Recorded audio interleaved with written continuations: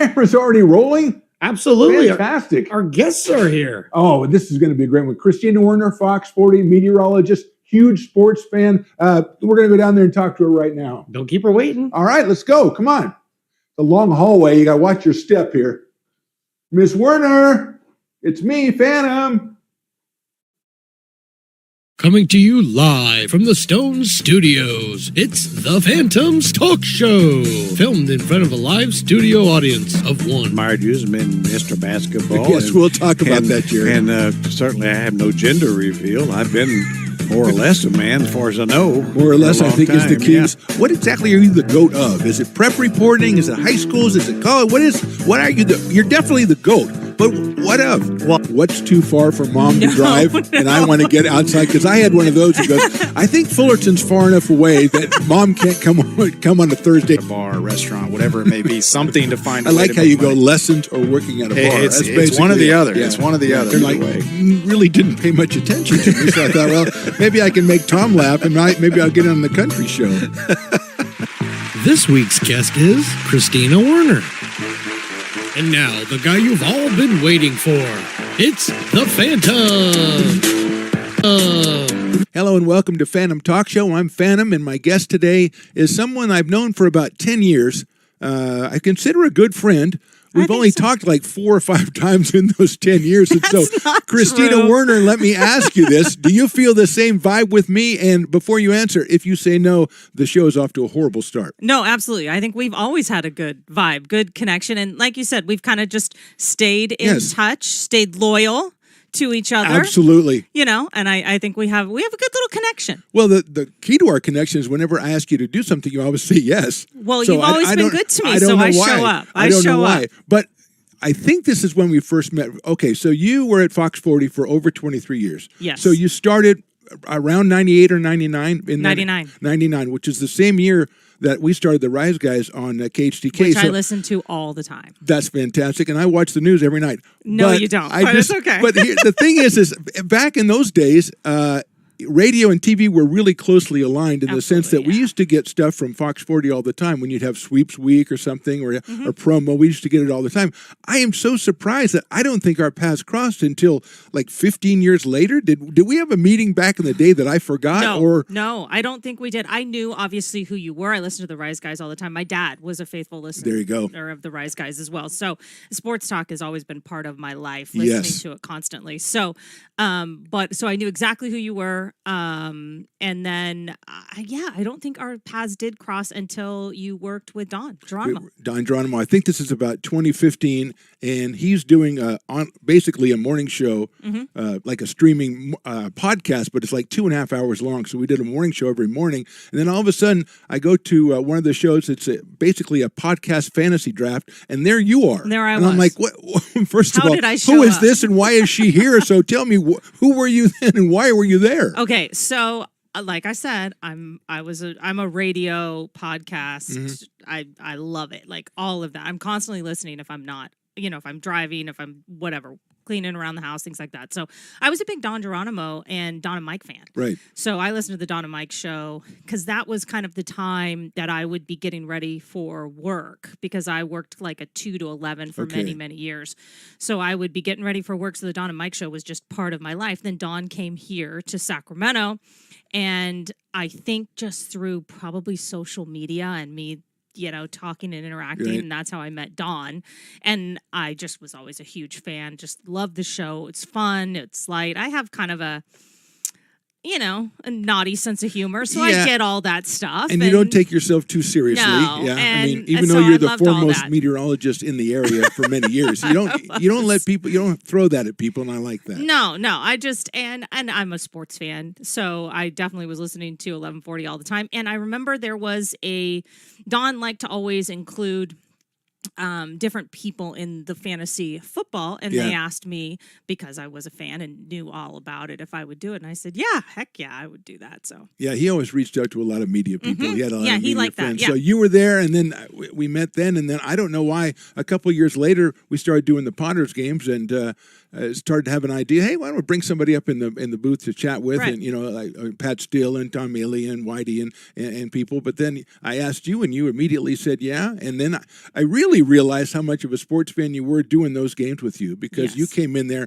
and you were, baseball, baseball was your life, Baseball, softball was my life for many, many years. It was it was fantastic just to share the booth with you, and also to go back and forth with you. It was really a lot of fun, and it seemed like you were having a lot of fun at the games, and that was great for me to see too. No, I really enjoy doing those games. And, as you know, when you're in the media, be it radio, there are things you have to show up for. Yes. And then there are things you want to show up for. And that's one of those that I'm like, I want to do that. It's fun for me. I enjoy doing it. But it's because I like working with you. Yeah. There has to be, but there has to be a give and take with someone. And if you don't have that, it can be painful. Yeah, and it was you're part of the you're part of the Potters family now, because you've been there 3 or 4 times. I don't even maybe I'll probably be 4. there next year. You probably be there. I don't even know if I'll go, but I'll still send you over there. You will. So I've known will. you, like we said, I've known you about 10 years or so, Okay. and there's 3 things I think I know about you. Number 1, obviously you're a huge sports fan. Number 2, and I think this is okay to still say, it might be I might be a cancel. You're a great hang. Yeah. Do you understand what that? Yeah, I'm a understand what cool saying? chick. You're a cool chick, but I think maybe back in the day when that term was first instituted, like, oh, she can hang. I mean, probably was a little bit I get what you're derogatory in a saying, way, yeah. but I don't mean it that way at all. And we'll talk about that a little bit. And the third thing is, more seriously, I know you're a great mom. Because thank you. bring your daughter with you to the Potters games. to the Potters games, and so I wanted to just ask you one thing about that. Now, nobody ever asked me for parenting advice, and I don't know why. I like the way you said okay, like nobody ever I can would. totally see Nobody that. ever would. But if they did, I would say, in all seriousness, I would say kids listen to most of what you say, but they see everything you do. Absolutely. So, you want to make sure that your actions match or exceed your words. And I'm just wondering, is there anything, a precept or anything that you would, if someone asked you about parenting, what would you tell them? Show up. Consistency. Show up and be there. Yeah. I think that's the major thing with not doing TV anymore, not working nights.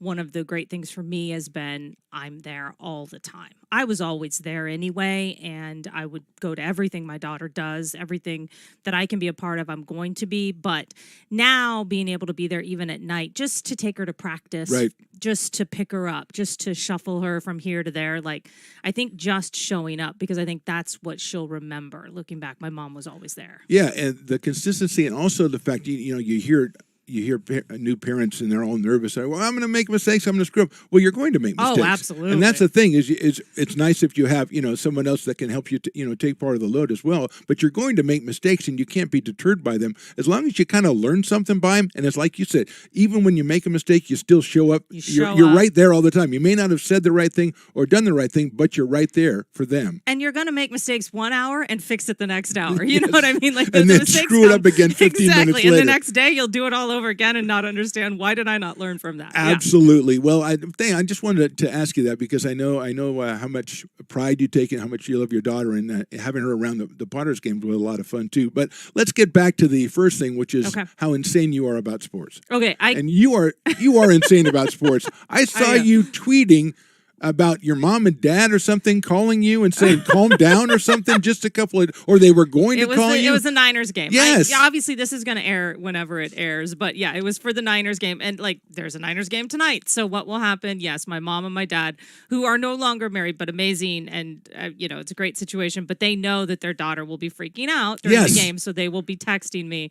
And things weren't going so well in the first half of the 49ers game this last weekend. Yes. And I was not happy. You're a play-by-play I am. I fan. tweet You're not a fan who play-by-play. goes, okay, the quarter's over. Oh, next quarter. I'll relax. That plays bad. That plays That good. plays good. Yeah, Yes. that's you. That's what I enjoy social media for, is just, it's like my sports bar. It's like hanging out at a sports bar. Absolutely, yeah. That's what I enjoy it for. So, but I am very much the teams I like. I have liked since I was little. I will always like them. Nothing is going to change that. And yes, I am a little bit dramatic. So basically, the Niners were not doing well in the game for the first half. Then the second half, they kind of came alive and things were changing. Finally, defense woke up. And I got a text from my mom and dad at the same time. I think the Niners went up by 10. And they said, okay, are you all right now? Yes, they were worried about you. And yes. I was like, yes, okay, now I'm okay. I'm okay now. So let's take it all the way back then. You said you're crazy for your teams. When did it start? Did it come from your parents when you were a little kid? Is that who they rooted for? So that's why you rooted for them? And why did you take to sports in the first place? So 49ers, people are going to think this is weird. My dad and my brother loved the 49ers, and at first I did not like them because they liked them so much. So I was not a huge Joe Montana fan. Don't hate me. Oh, boy. I like Steve Young. Yeah. So that's when I became, fair. so that was really when I became more of and it was because my brother loved Joe Montana, so I loved Steve Young, so we would fight about it. That was basically, so it came from them, but also I felt like it was my decision. With the Giants, we would go to Giants and A's games, and eventually I just chose the Hum Baby years. That was when Roger Craig and all of that. That's when because I was playing ball all the time. Yes. And so I was really into that. So that was what really made me a Giants fan. And then obviously Kings games, we went to those when I was little, and that one was bred right you're into right me. in there. Yeah, I know, there was you're right in there. But you talk about you played. So, I mean, you played softball, basketball. What were your sports? I did not play basketball. I played softball, a little bit of volleyball, not much, and then soccer. I was a softball soccer girl. What was your soccer? Was striker? Midfield? No, I was a midfielder. Yeah, midfield. Yeah. Because you like to be in the middle of the action, moving everything Yeah, around. I was either a wing, forward, or I was the center mid. Yeah, so I like to be So control. how long did that last? Now you talked about playing. So you played softball for a long time. I think we talked about this at the softball Potters since I games. was about 4 or 5. I mean, I started in t-ball, just like everyone does, and then played all the way up until I played a couple years in college, but it was at American River. That's where I the played. Beavers, I fantastic. played for the Beavers. Love the Beavers. That was one of the best, situations and times of my life. It was just a blast. And then soccer, I played all those years as well, but I did not play in college. Okay, so you I had to pick one. You were grounded in all the sports, and so you were well suited once you grew older to become a sports fan, to become a crazy sports right, fan, and my because mom you had watched the love sports, of the sports. my dad watched and you had the sports. teams, I yeah. came from a household that when it was Monday Night Football, it was on. When it was Sunday, it was on all day. When it was, baseball, it didn't matter what was on. And I mean the Olympics, I mean everything. So if you notice, I tweet about everything because figure skating? I love figure skating. I love gymnastics. I love it all. Any kind of competition sports. That's what you're probably thinking. Why didn't you do that for a living? I was going to talk about that a little later. I'll but explain why. I I have a reason why. But I do have to mention that it's my talk show, so we can talk about me for a while. I thought this was about me. No, that's a common misconception. No, it's just a thing in our house. I can't watch figure skating because my wife watches figure skating all the time. If I walk through the room and look up at the screen, they fall down. It's a proven fact. It's proven. It's absolutely a proven fact. It doesn't I feel matter. like the percentage is probably pretty high if anyone walks in the room. Well, I guess you could look at it that way. Falls. I know, but whenever I come through, and now I can't even watch the figure skating because I'm bad luck. Okay, and I can see that. You could see me being bad luck. Yes, I get it.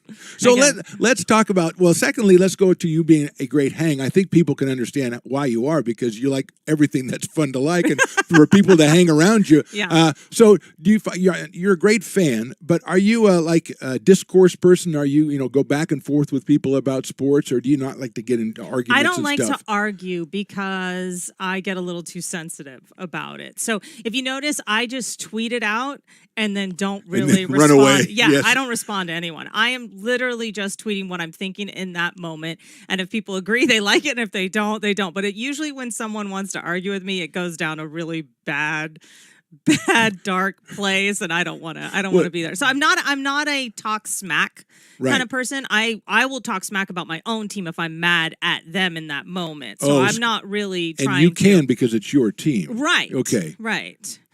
My team, obviously I'm not playing, but I feel like I have the right to talk smack about my team. Don't jump in. Like I'm not asking for anyone. I'm not adding anyone. This is a one-person crusade. Yes. I don't need you. I don't just need the you. game, the TV, and my phone so I can tweet. Yeah. Now, are you the kind of person who tweets or X's or whatever you call it, and you wait for some replies? Do you care? Oh, no. It sounds like you just tweet and run. I'm just tweet and run. You're a tweet and run. I don't even look till later. You Later don't even on in the care day, if I see you don't that care if people anyone like engages it. you. Yeah, I could care less. I think that's smart because I just spout it into the universe, get it out, and move on. There have been times, some time ago where I would craft what I consider to be a hilarious response to something. And no one will say anything. I just like, well, I may work on this a little bit.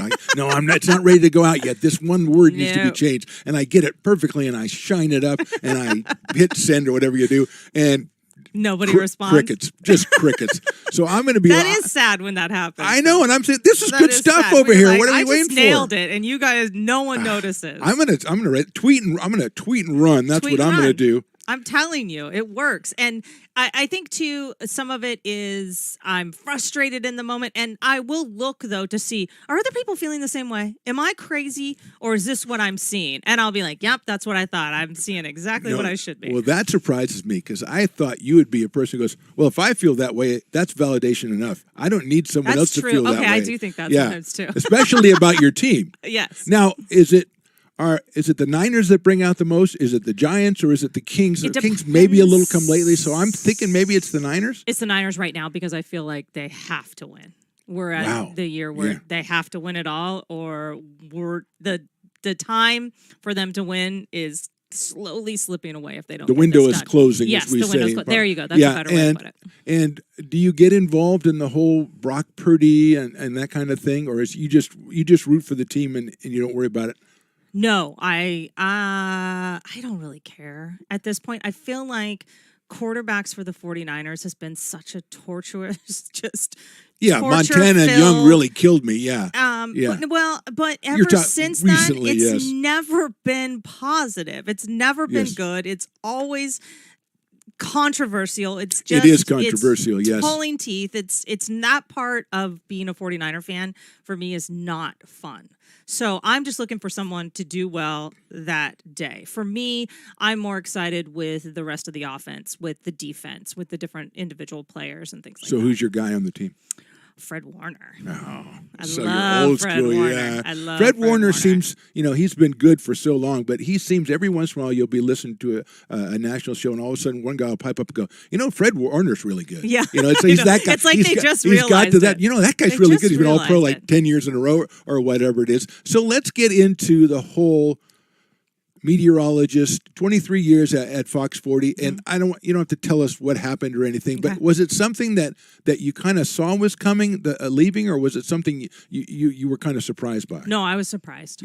Yeah, I was surprised by it, but in the end, like I said, being able to show up and be there more. My daughter's got 2 more years before college. And she's out of the house. And yes. she's gone. Yes. So, and she's the type that she's going to a 4-year. Like, she's going to be gone. And so, let me ask, is she the type that's looking at the map to go, what's too far for mom to drive? No. And I want to get outside, because I had one of those who goes, I think Fullerton's far enough away that mom can't come on a Thursday night. Well, she's So definitely I'm fine. looking at Southern California schools. Okay, There's there you definitely go. some UC schools in Southern California that are probably going to be where she ends up. So it'll be, farther away from me. But who knows? We may move. You never know.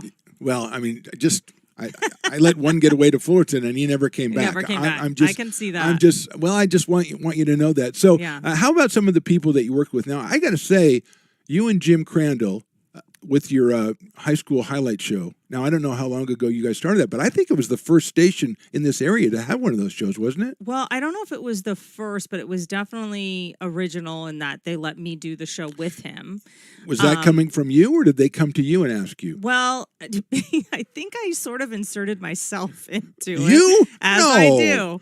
You weren't even supposed to be a guest on this show. I don't know how you got here. So Crandall had done the show a long time by himself because Mark Dembski, who was also a sports reporter, he would be out in the field. And so Crandall would be by himself, and it was a half-hour show. And basically we would be done with the newscast, and I would just stay in there and comment on highlights in the studio because I loved watching it. Under your breath? No, out loud. And Crandall didn't mind because he kind of knew I was a crazy sports fan too. So, and I loved watching the show, and I loved the highlights and all the local schools, very familiar with all of them. And so finally they realized if she's just going to be there, let's just put her on with him. We're already paying her. And Crandall was okay with it. And so we started that show, and that show was on for, I want to say 10, 15 years. Wow, that was a fantastic show. So, we have certain, old hats, if you will, in the sports scene. Gary Gerald, obviously Jerry Reynolds.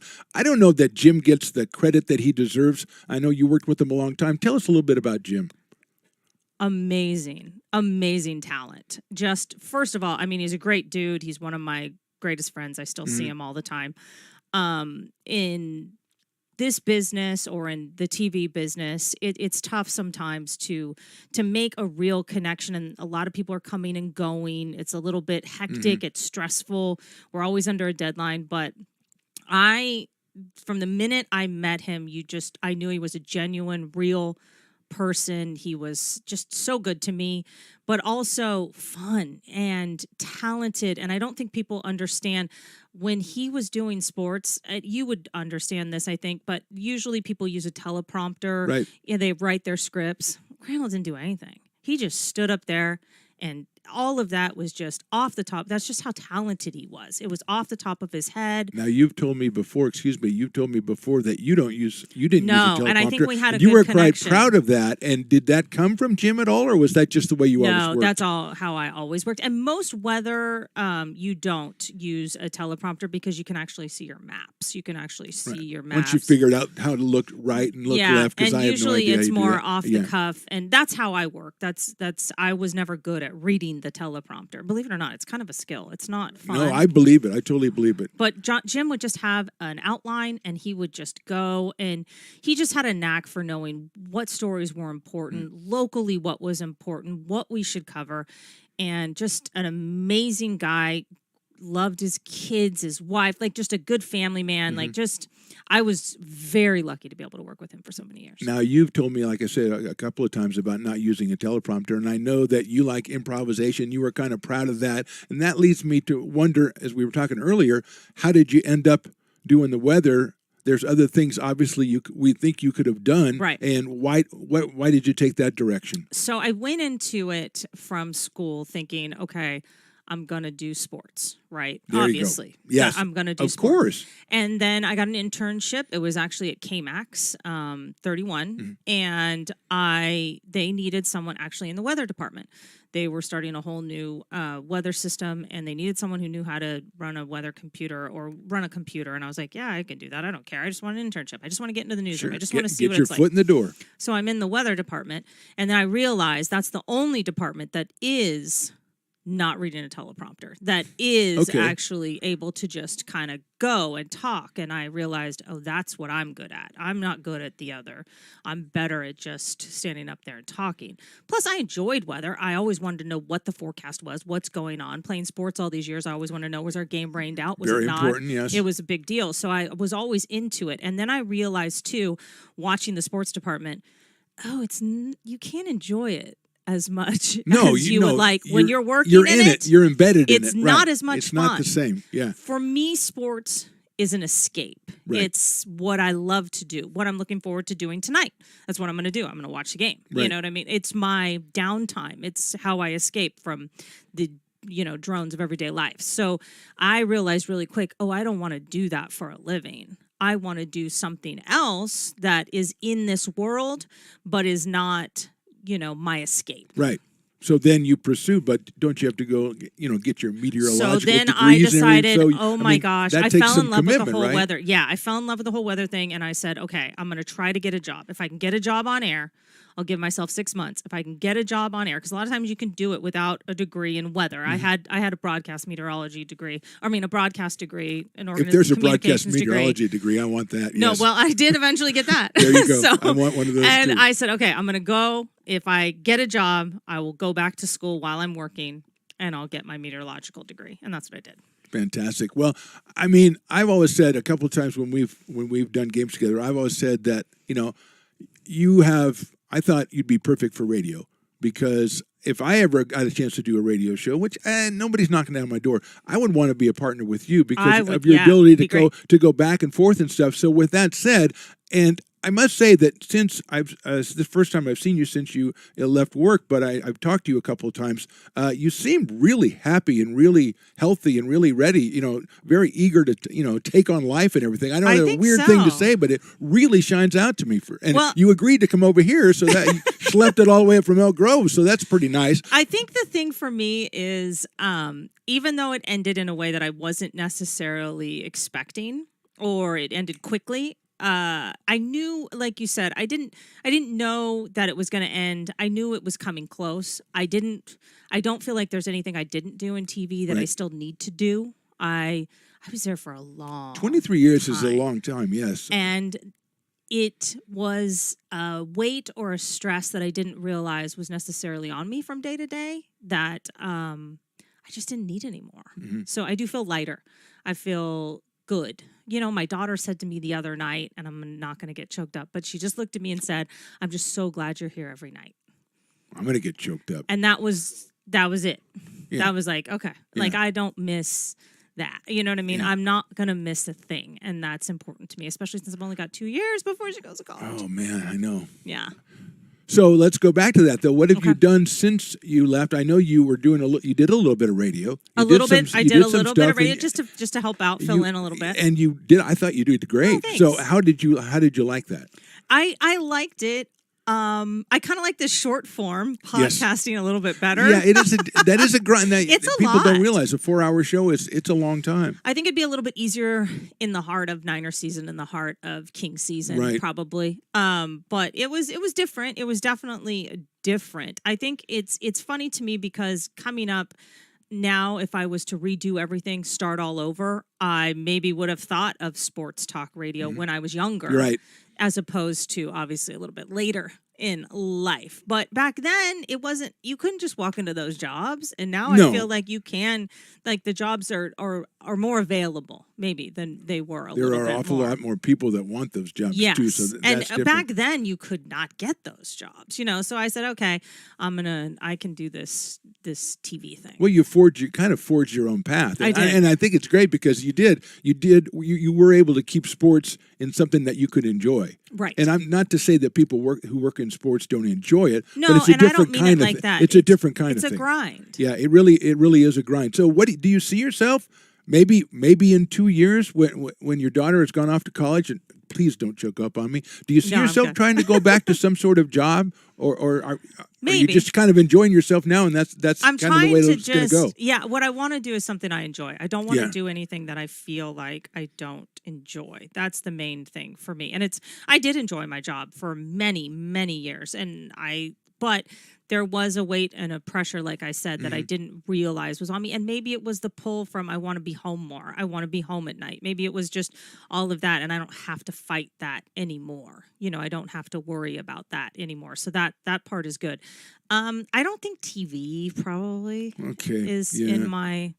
I think I've done everything. You've done that. I've done it. Like we said, but 23 radio years. or podcasting or something like that, absolutely, I could see that. Something that you could. It's easier podcasting-wise to meld your fanship, if you will, to your job because it's not as important to keep them separated. Right. So it might be a lot easier for you. I could see maybe you getting into. Like I said, if I ever get a chance, you'll be my first call. Good, because I will go with you. Just okay. So I will go. You will go with me. Let me ask you this. Okay. I'll put you on the spot. All right. You're a huge football fan. I am. Have you ever thought about being a football commentator? I haven't. I have to reel it in, Phantom. That's my only concern. You do. I'd have to reel it in. I have worked with you on baseball games, so you have to reel it in. Yeah, I understand you that. know. But those have a little, there's a little less structure to those. Right. Football people who watch football, as you well know, they want to watch football.